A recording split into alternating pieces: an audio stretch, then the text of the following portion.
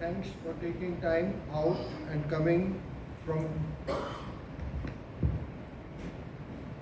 Welcome everybody. Thanks for taking your time out and coming over here.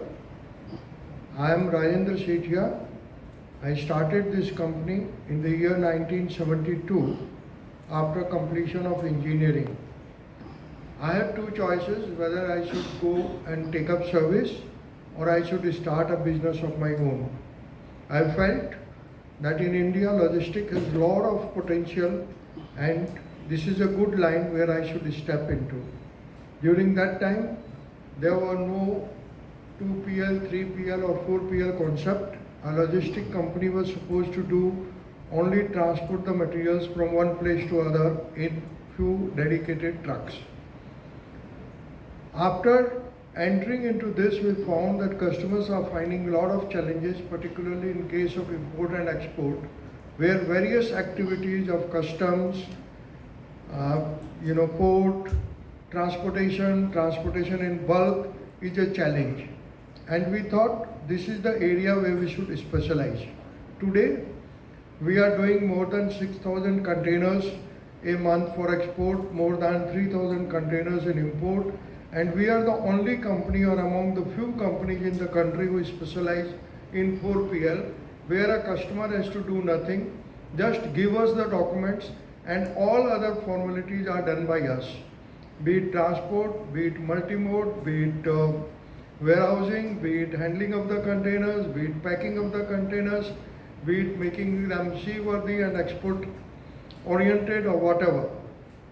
So this expertise in particularly import, export, FMCG, where we are also doing turnkey things right from concept up to distribution is done by us, and we can say that very proudly say that for very few of our customers like Hindustan Unilever Limited, we are even running a dedicated train.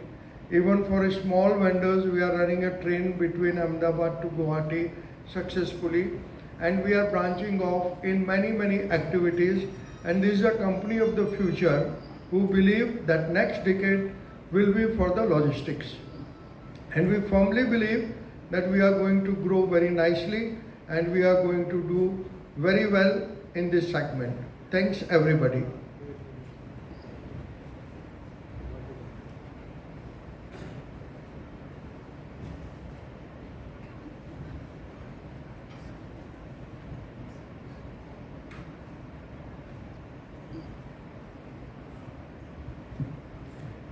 Good afternoon, everyone. Thank you for taking time out to meet us.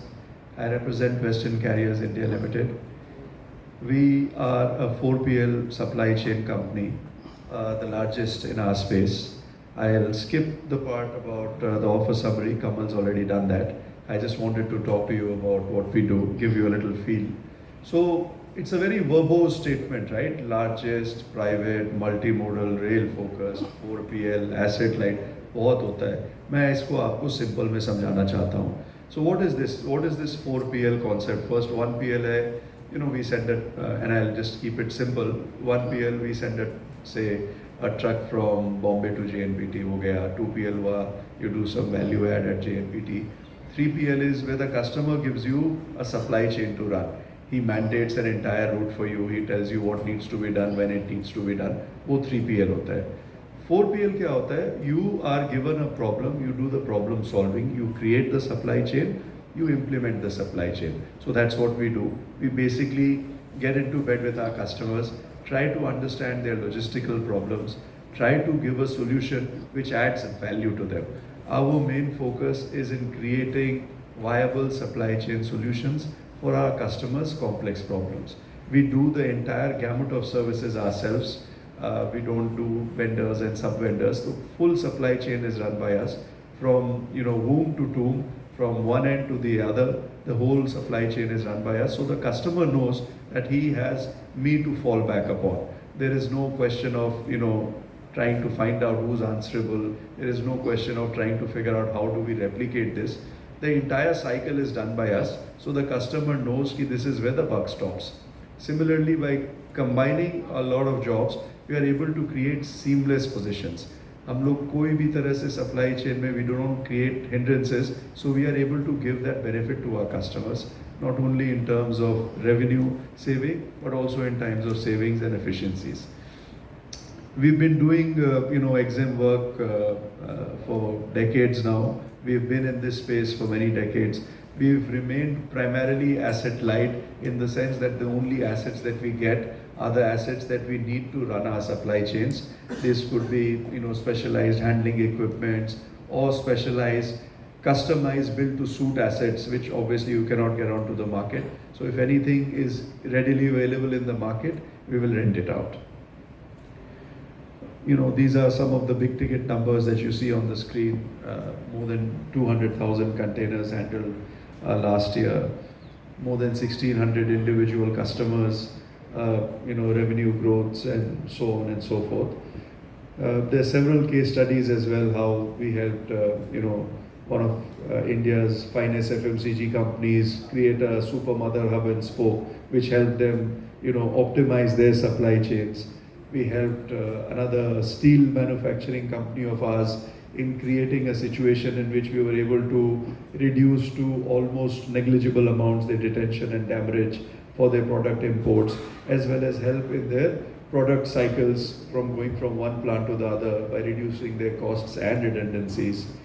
We've helped one of India's largest aluminium manufacturers in optimizing their entire supply chain. Basically, the granular details that we go into is, you can see this on the screen. This is the kind of customization that we can create for a customer. A customer can choose a bouquet of these services that you see on your screen. Not each customer will take this entire 20, 30 odd services, but we create a customized solution basis what they require. So it's not, simple stuff like road transport or rail transport, but it's actually a lot of value added services. It's creating the supply chains that adds value to them. So agar aap dekhoge, it starts from, in-plant logistics and it comes all the way down to reverse logistics and re-logistics and something in between. So depending on what the customer wants, the supply chain is created for them. The idea is to create and solely drive value for the customers in optimizing their supply chains. We get rid of redundancies, we get rid of things that are not required to run the supply chains. And this, we have experience of running it for decades. We have customers who we are doing approximately 4,000 to 5,000 containers in a month. I'm happy to say in last 13, 14 years, they have not missed a single export cycle. That is what we bring to the, to the table. I just want to take you forward and then we'll come back onto this.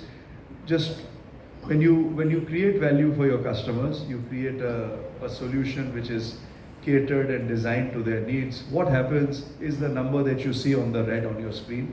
We have 100% client retention. क्यों? क्योंकि मैंने ये customise solution आपके लिए बनाई है तो आपको 100% जमेगा. And we have 80% plus of our revenues are coming from customers who have been happy with us to be with us on a long-term journey. So that's the kind of benefits that you get by creating customized solutions. This is very different from, say, if someone is doing a contractual obligation or a simple plain vanilla road transport. Those contracts are decided on who is the cheapest, who is the fastest, and the vendors can change on an annual basis. But when you create customized solutions, you are able to create a sticky solution with your customer. You are able to grow with the customers. We work through the clusters. I'll take you back to the previous slide. So the revenue mix is very diversified. We draw 50% of our revenue from metals, and the remaining 50% comes from PSUs, pharma, FMCG, industrial chemicals, and MSME. So we are not either sector dependent nor customer dependent. None of our customers gives us revenue in excess of 12, 13, 14%. Our product mix has been very, very good. And if you look at some of the marquee customers, the ones we were able to convince to let us use their names are listed here. They include Tata Steel, Vedanta, Balco, Jindal Stainless. On the metal side, on the FMCG side, Hindustan Unilever Limited has been with us for decades. Tata Consumers. On the pharma chemical side, we have Haldia Petrochemicals, which was earlier Mitsubishi Chemicals. Pharma side, we have Cipla. Oil and gas, we work with almost all the large oil and gas companies, work with most of the utilities, work with a lot of industrial suppliers as well. So it's a very well sort of mixed customer cycle that we have. Just wanted to take you back to the kind of service offerings that we have, and I wanted to show you a chart of where we stand vis-a-vis, the so-called competition. So if you look at, and this is, easily demonstrable, you can talk to our customers. If you see that we are the only company which has a solid tick mark against everything that you see, and what you see on the screen is only about a fourth of our service offerings that you see on the main screen. And so by creating these value-added services, by creating a one-stop shop for our customers, we derive massive economies of scale for them, which helps us to grow our business further. If you now, look at some of the numbers, we've delivered, exceptional numbers throughout. If you look at our ROCs, we've always been close to 30 or over that. Our ROEs have been in the comfortable 20s throughout. So we've created this business of scale while at the same time remaining very focused on being profitable. Our ROC and ROE numbers, like I said, are probably one of the best in the industry. And that brings us to what is the utilization of funds, why are we doing the IPO? So I have enumerated some of the larger points over here. The main, about half of the money is going to go into, repayment of outstanding borrowings, which is about 165 odd crores. 150 odd crores is going to go into our capex, which is basically what you see on the screen: specialized containers, specialized handling equipments that you see, in the kind of V-grooves that you can see on the floor. These are all customized assets, not available in the market, so that some money is going to go into that, and the balance is going to remain with us in the general corporate purpose, GCP. So that's the small gist of a presentation, and happy to take questions.